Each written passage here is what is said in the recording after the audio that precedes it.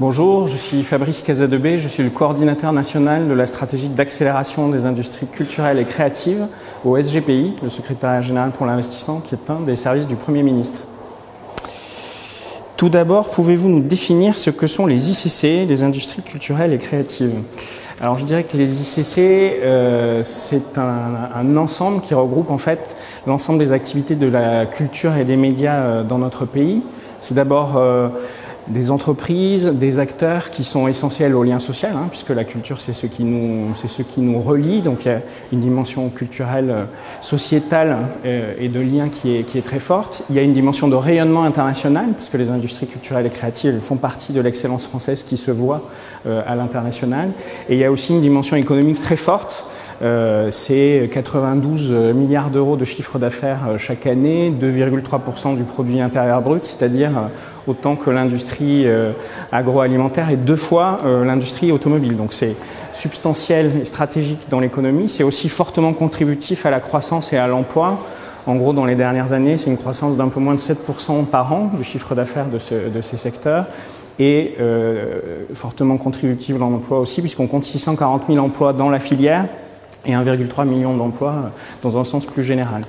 Ce qui fait le lien entre toutes les industries culturelles et créatives, c'est l'excellence du geste créateur, pour lequel la France est vraiment un des leaders mondiaux. Et si après on essaie de lister ces secteurs qui composent les industries culturelles, ils sont très nombreux, puisque c'est à la fois la musique, le spectacle vivant, le patrimoine, les musées, les monuments, l'architecture, le design, les métiers d'art, les jeux vidéo, la création de mode, le cinéma, l'édition de livres, l'édition de presse, j'en oublie sans doute. C'est vraiment un très grand nombre d'acteurs qui font l'une des équipes de France qui a le plus de médailles d'or, si je puis dire, dans son rayonnement international. Quelle est la stratégie nationale gouvernementale pour accompagner les transitions numériques et écologiques de ces industries culturelles et créatives? Il y a en fait un grand dispositif qui s'appelle France 2030 qui vise vraiment à préparer l'avenir, à projeter notre pays dans les prochaines années.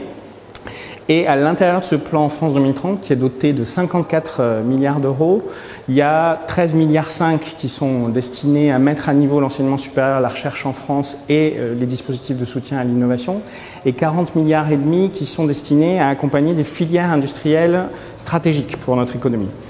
Parmi celles-ci, les industries culturelles et créatives bénéficient d'un soutien d'1 milliard d'euros, qui est un montant inédit, à la fois au travers d'une stratégie d'accélération des industries culturelles et créatives, pour lequel on va en particulier favoriser l'innovation, et du volet culture de France 2030, autour notamment de la question des contenus culturels de demain, à la fois les contenus culturels immersifs et les capacités de tournage et la formation aux nouveaux métiers de l'image et du son.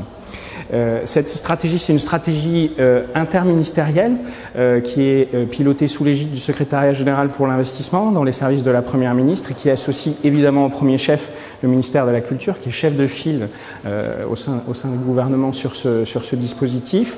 La DGMI plus particulièrement au sein du ministère qui fait la coordination et le pilotage du projet à l'intérieur du ministère. Et ensuite, il associe ce projet l'ensemble des administrations concernées, à la fois Bercy, à la fois l'enseignement supérieur à la recherche, à la fois le ministère de l'Europe et des Affaires étrangères, à la fois le ministère de la Transition écologique, le ministère aussi des Solidarités. Vraiment l'idée de faire travailler tous ceux qui, de près ou de loin, ont à voir avec les questions culturelles. On travaille aussi avec des opérateurs, BPI France, la Banque des Territoires au sein de la Caisse des dépôts, qui nous accompagnent pour la mise en œuvre des différents dispositifs. Sur la stratégie d'accélération des industries culturelles et créatives plus particulièrement, on a mobilisé 400 millions d'euros sur les 5 prochaines années, en essayant de viser 5 objectifs prioritaires. D'abord, répondre aux besoins de structuration du secteur, renforcer la solidité et la compétitivité des entreprises. Ensuite, accompagner la transition numérique du secteur, faire en sorte que la réalité virtuelle, la réalité augmentée, les questions de l'immersif puissent renouveler la relation entre les œuvres, les institutions culturelles et les publics, favoriser la démocratisation, permettre de toucher de nouveaux publics, renforcer l'accessibilité. C'est vraiment un des objectifs centraux que nous poursuivons.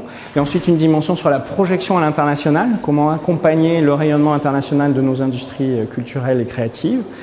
Ensuite, sur le volet territorial plus au plan national, on accompagne aussi les dynamiques territoriales sur le territoire national autour des industries culturelles et créatives. On accompagne notamment des pôles territoriaux des ICC que nous lancerons très prochainement, et une dimension très forte sur le développement durable, la transition écologique du secteur qui nous mobilise aussi fortement.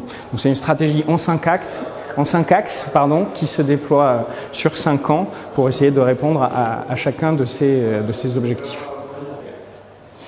Quels sont les types d'appels à projets ? Alors, la logique de cette stratégie d'accélération des industries culturelles et créatives, c'est en effet de fonctionner sur la base de dispositifs ouverts et sélectifs, des concours, des appels à manifestation d'intérêt, des appels à projets, afin vraiment de faire appel à l'écosystème pour que toutes les bonnes idées nous remontent et qu'on puisse accompagner les meilleurs. Donc, il y a une idée vraiment de soutien à la filière, d'impact à la filière. Ce qu'on soutient, ce sont des projets structurants qui vont changer concrètement les choses sur le terrain. On a lancé plusieurs dispositifs depuis le lancement de la stratégie d'accélération. On est à un peu plus de 36% aujourd'hui des crédits qui sont activés sur les 400 millions d'euros de la stratégie. Il y a d'abord un concours qui est piloté par BPI France, qui est le concours Innov, un concours qui s'adresse aux startups technologiques pour permettre d'accompagner leur déploiement dans le champ des industries culturelles et créatives. Et nous avons lancé aussi à l'automne dernier, avec la Banque des Territoires, le deuxième opérateur principal de la stratégie d'accélération, 4 appels à manifestation d'intérêt et appels à projets. Un sur les solutions innovantes de billetterie, que nous avons présenté ce matin au forum Entreprendre dans la culture. Un autre sur l'expérience augmentée du spectacle vivant. Un autre sur la numérisation du patrimoine et de l'architecture, et un dernier sur les alternatives vertes dans la culture. Sur les sujets de billetterie, ce qu'on cherche à faire, c'est favoriser en fait l'interopérabilité, la diffusion des données, faire en sorte que les producteurs de spectacles, les offreurs, ceux qui ont des salles, puissent bénéficier des informations sur le public qui vient assister au spectacle, et que ce ne soit pas toujours l'opérateur de billetterie qui conserve ces informations. Et puis il y a des enjeux d'ergonomie. On va essayer d'accompagner ces nouvelles solutions innovantes dans ce volet-là. Sur les questions du spectacle vivant augmenté et sur les questions de la numérisation du patrimoine et de l'architecture, on va là plutôt travailler sur des questions de renouvellement des publics, de nouvelles approches, de nouvelles présentations, de nouvelles écritures aussi, en utilisant la réalité virtuelle, la réalité augmentée, les techniques immersives comme j'ai pu l'indiquer. Et sur le volet des alternatives vertes, on est là dans une démarche qui dépasse la question de l'innovation, qui va aussi dans le champ de l'expérimentation. Comment réduire l'empreinte carbone d'un festival, comment intégrer la logique de l'éco-conception dès le début d'une production artistique, comment faire en sorte qu'une exposition temporaire ou un spectacle vivant, qui sont des offres par nature ponctuelles, temporaires, intègre dès l'amont la logique durable et la logique du temps long. C'est un des éléments centraux. Et pour le coup, ça a été très important pour nous de constater que c'était l'appel à projet qui avait reçu le plus d'adhésion d'une certaine manière, puisqu'il y a près de 80 acteurs sur le territoire qui ont déposé leur dossier à cet appel à projet pour être accompagnés.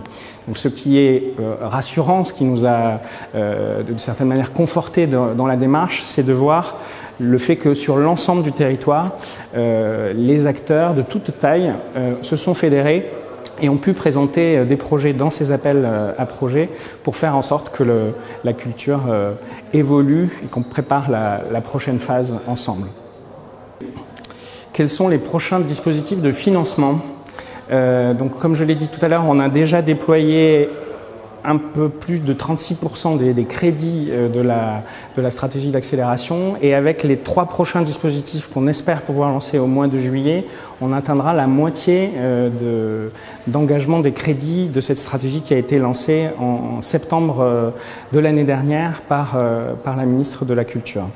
Donc l'idée, dans les 3 dispositifs qui viennent, c'est de se développer sur le champ territorial avec un appel à manifestation d'intérêt sur les pôles territoriaux des industries culturelles et créatives.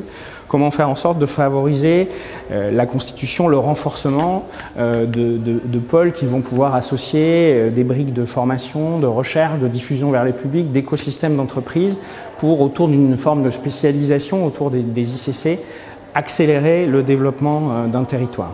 Un deuxième projet va concerner cette fois-ci la projection à l'international. C'est le programme d'immersion à l'international que nous avons développé avec la Banque des Territoires, du groupe Caisse des Dépôts, Business France et l'Institut français, dans une logique d'accompagnement à l'étranger dans des territoires prioritaires qui ont été identifiés, les entreprises des industries culturelles et créatives, pour faire en sorte de leur donner les clés d'entrée dans ces marchés porteurs que nous avons identifiés. Il s'agira d'Israël, du Royaume-Uni, du Canada, de la Corée du Sud. Donc une volonté vraiment d'accompagner l'export et l'intégration internationale des entreprises de tous nos secteurs culturels. Et puis troisième dispositif, un dispositif qui va concerner les concours d'œuvres innovantes, comment travailler sur l'hybridation entre les artistes et les ingénieurs, entre les chercheurs et les spécialistes de la technologie, pour faire en sorte que cette démarche d'hybridation donne des fruits importants pour nous. Dans l'innovation, la démarche de l'artiste, la démarche du chercheur, elle est finalement pas si différente. Dans les deux cas, c'est une espèce d'avant-garde, avant-garde technologique dans un cas, avant-garde des idées dans l'autre, qui sont mobilisées au service d'un progrès, d'une création nouvelle. L'idée, c'est de faire travailler ensemble les techniciens et les artistes pour arriver à de beaux projets qui seront aussi le symbole de ce que nous voulons faire dans le cadre de cette stratégie d'accélération. Donc c'est la dernière question. Quels sont les principaux défis des industries culturelles et créatives françaises dans un contexte international ? Vaste programme, comme dirait le général. L'idée, en fait, c'est ces défis qui nous ont amenés à définir la stratégie d'accélération des industries culturelles et créatives et les différents axes que j'ai développés tout à l'heure. Il y a eu les états généraux des industries culturelles et créatives qui se sont déployés entre 2019 et 2020, qui ont permis de faire remonter 700 retours terrain, en fait, à la fois des acteurs représentatifs du secteur et de tous ceux qui ont voulu contribuer pour nous aider à identifier ces défis. Et à l'issue de ces états généraux des industries culturelles et créatives que le ministère de la Culture a porté au cours de ces dernières années, 4 principaux défis ont été identifiés. D'abord celui de l'accès au financement. En fait, les industries culturelles et créatives, c'est beaucoup de petites structures.